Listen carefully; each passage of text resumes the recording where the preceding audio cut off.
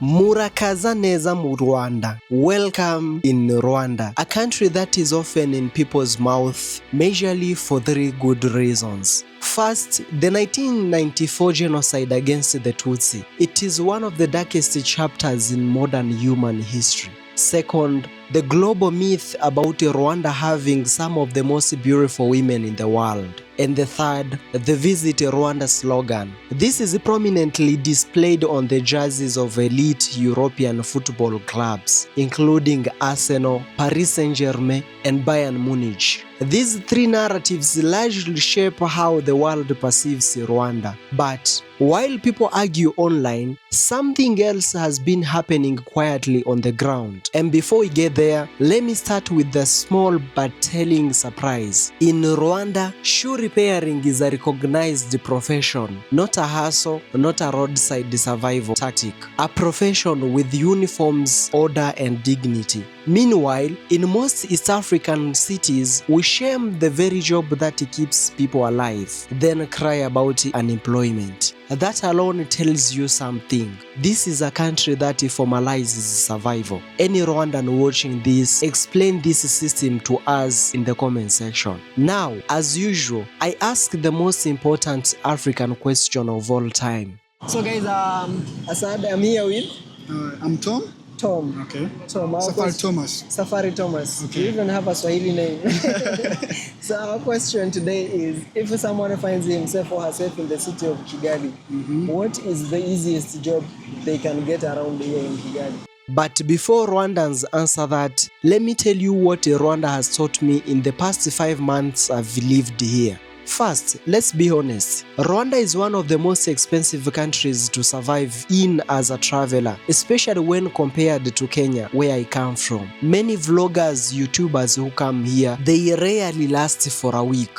But Rwanda taught me something more valuable than affordability. Rwanda taught me confidence. This is a country that can package anything and sell it to the world at a premium, and the world will still buy it. After tourism became the global obsession, African countries marketed themselves loudly. Uganda branded itself as the Pearl of Africa. Tanzania leaned heavily on the Mount Kilimanjaro and the Serengeti. President Samia Suluhu Hassan even partnered with Hollywood for the Royal Tour documentary. Kenya barely tried. We exported athletes, global media figures, Hollywood stars, and a president who never leaves the international headlines. We sell ourselves by existing. But Rwanda played a completely different game. Let me show you how. First, the gorillas. The famous mountain gorillas of Rwanda are not uniquely Rwandan. They are shared with Uganda and the DRC. But Rwanda charges up to $1,500 per permit, while Uganda offers the same experience for nearly half of the price. Same gorillas, different storytelling. Uganda conserved them, Rwanda commercialized the confidence. Second, the myth of beautiful women. Let's be uncomfortable for a moment. Beauty standards exist globally, and Rwanda has benefited from a powerful narrative that doesn't always match everyday reality. I've seen tourists arrive expecting runway models in supermarkets and malls, only to leave disappointed and angry on social media. They usually get destroyed in the comment sections by Rwandans ruthlessly. One comment I saw said, maybe Rwanda uses Somali models to market Rwandan beauty. Dark humor, but it reveals something important. Rwanda doesn't sell accuracy, it sells aspiration. Third, and this is the most controversial part, what was once national trauma has become one of Rwanda's most powerful tourism pillars. You cannot visit Rwanda without being guided toward a genocide memorial. They are everywhere purposefully. Memory here is not hidden. It's curated, preserved, and institutionalized. Pain has been transformed into a narrative into identity into a global sympathy and legitimacy. Now ask yourself this: how does a small country with limited natural resources, no oily and no dominant export commodity, become one of Africa's most talked about nations? Cleanliness alone didn't do this. Here is the uncomfortable answer. Rwanda spent over $160 million on a strategic global branding, including sponsorship deals with the Arsenal, PSG, PSG and Bayern Munich. This was not tourism marketing, this was a nation branding warfare. Up to now, there is no publicly audited figure proving a direct return on investment. But what we know is this: tourism revenue increased significantly post-sponsorship. Global visibility exploded. Rwanda now sits permanently in elite global conversations. That alone is power. So yes, congratulations to Rwanda. And congratulations to President Paul Kagame, a man who can sell you a goat in a bag and you'll still trust the systems that sold it to you. Now back to the streets. In Uganda, I said this: Some of us have been told or rather programmed that after we are done with our high school education, the only thing that can really save us is being employed by our local government, our local institutions, and our private institutions. Or if that's not enough, maybe if you want to have green pastures, you need, or rather you're supposed to go to Europe, UK, US for you to change your life. What if I told you that I don't believe in any of that? And that's why exactly 3 years ago, I started this campaign of going, or rather traveling city to city across African countries and asked the same question: which are the job opportunities available in their country? Today, I asked it in Kigali. Many people refused to be on camera. That itself tells you something. But if you agreed, and these are their answers. Hello guys, What's your name? I'm Donata. Joe? And you? Donata. Donata. Yeah, and you? My name is Asad, but they gave me a Rwandan name, Mugisha. Mugisha. I Wow, don't know. nice. It means blessings, right? It's like blessing. Oh, nice. So Yes. our question today is, if someone finds himself or herself in the city of Kigali, maybe they are from Uganda, Kenya, I don't know, Burundi, Congo, what are the easiest jobs they can get around? For me, I like barista. Yes. Barista, to be a barista. Yeah, to make coffee. I like coffee. Do you like coffee? Yeah, I'm a fan of coffee. So how much does someone get paid if they are barista in Kigali? 2,100.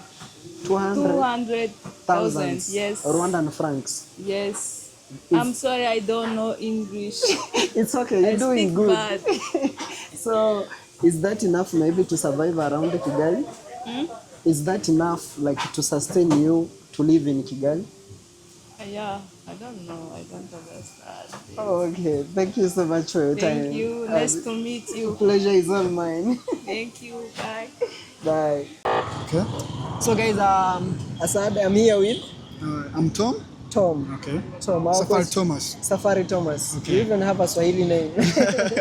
So our question today is, if someone finds himself or herself in the city of Kigali, what is the easiest job they can get around here in Kigali? Like a driver, Being a driver. being a driver, or Of, working like a Uber. That is- Uber. Okay. So if you don't have your car, like how much can you get paid a month? If you don't have a car, Yeah. it is like Rwandan francs. Yeah. It is 200 minimum. 200,000, the minimum pay. That's a salary, monthly salary. That's like 20,000 Kenyan shillings. Maybe. Yeah, like something like $200 It is or like 190 there. 190. Yes. Oh, can someone survive here in Kigali with that amount of money? Yes, sure. You can get a rent, Okay, and you can survive. you can. Can get food in that money. Okay, You can survive it. That is a that's money is enough. You can, as a youth. As a youth, If yeah. you don't have a family, yeah, you it's can enough. survive. Wow. And if you want to start a business, do you have any business idea maybe in your mind? Maybe it will depend on the capital. The capital. But if you have like a huge capital, Mm. I will command you a car rental business. Car rental. Yes. Like you advertise, you hire people cars. Yes, you rent cars, and then you get money. You get money. Yes, sure. So like how much are you supposed to have maybe to start that business? These cars, Rental. rent car for one car. Like yeah, 1 or 2 or 3. Okay, it will depend because those cars you rent. It will depend on how long you rent that car because Per day is how much? per day. The per day it is 40,000. 40,000. 40,000. So to hire a car in Kigali, you pay 40,000. For those minimum car, for those small cars. Small cars, okay. Like this one. 5 seats. This one, like. That one. Oh, okay. Okay. So so you buy a car and then you start renting it out. Yes, you can survive in Kigali. Wow. Thank you so much for the information. That was so insightful. I appreciate Tom. You're welcome. Okay. We start with the names. What are your name? My name is Irene Gyozo. Irene? Igiozo. That's my name of Rwanda. Oh, your surname. Yeah. And hers? Beninye. Beninye. Yes. Okay. So our question today is, if someone finds himself or herself in the city of Kigali, what are the easiest jobs they can get around? Maybe they are from Kampala, they are from Nairobi, Congo, any other country. Or what are the easiest businesses, startups to start around here in Kigali?